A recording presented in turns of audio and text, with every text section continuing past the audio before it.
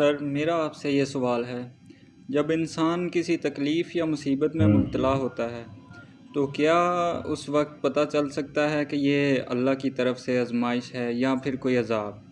میں نے کہیں پڑھا تھا کہ آزمائش اور عذاب میں فرق ہے۔ فرق یہ ہے کہ جو تکلیف تمہیں اللہ کے قریب کر دے وہ سمجھ جاؤ کہ وہ آزمائش ہے، اور جو تکلیف اللہ سے دور کر دے تو وہ عذاب ہے۔ تو کیا واقعی ایسا ہی ہے؟ آپ کیا کہتے ہیں سر اس معاملے میں؟ آزمائش ضروری نہیں ہے کہ اللہ کے قریب کرے، آزمائش اللہ سے دور بھی کر دیتی ہے۔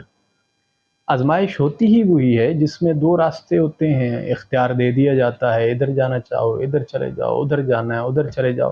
انا ہدیناہ السبیل اما شاکر و اما کفورا، دو راستے سامنے ہیں اور کھلے ہیں، سب سمجھا دیا گیا، تو وہ آزمائش ہوتی ہے۔ باقی جو اللہ کا قرب ہے، یہ اس آزمائش کے دوران استقامت کے ساتھ ایک اچھے راستے پہ چلتے رہنا، صبر کے ساتھ اور استقامت کے ساتھ، اس کے نتیجے میں پھر اللہ کی قربت حاصل ہوتی ہے۔ یعنی اگر آزمائش کا نتیجہ ہر صورت اللہ کی قربت ہو تو وہ پھر آزمائش تو نہ ہوئی جس کا نتیجہ پہلے سے ہی معلوم ہو۔ باقی آزمائش اور اللہ کی پکڑ یا اس کی گرفت جو ہے، اس میں فرق یہ ہوتا ہے کہ جو آزمائش ہوتی ہے اس میں ایک امید قائم رہتی ہے۔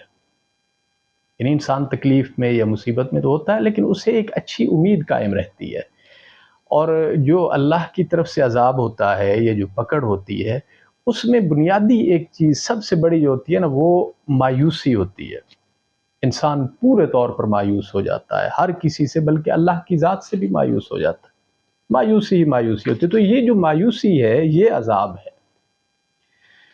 تو جو لوگ تکلیف کے دوران پر امید رہتے ہیں وہ سمجھیں کہ یہ آزمائش ہے، لیکن جو لوگ مایوس ہو جاتے ہیں، بالکل مایوسی چھا جاتی ہے، تو اس کو آپ اللہ کی طرف سے اللہ کی گرفت، پکڑ یا اس کو عذاب کہہ سکتے ہیں۔ تو بنیادی فرق جیسے کہ میں نے پہلے بتایا کہ اگر انسان اس تکلیف کے دوران پر امید رہے، مایوس نہ ہو، مایوسی کی کیفیت نہ ہو اس پہ، یعنی پورے طور پہ جو ایک مایوسی چھا جاتی ہے نا وہ نہ ہو، تو وہ آزمائش ہوتی ہے۔ اور اگر وہ بالکل ہی مایوس ہو جائے، اللہ کی ذات سے بھی مایوس ہو جائے، تو یہ اللہ کی طرف سے گرفت ہے، پکڑ ہے اور عذاب ہے۔ یہ فرق ہے بنیادی۔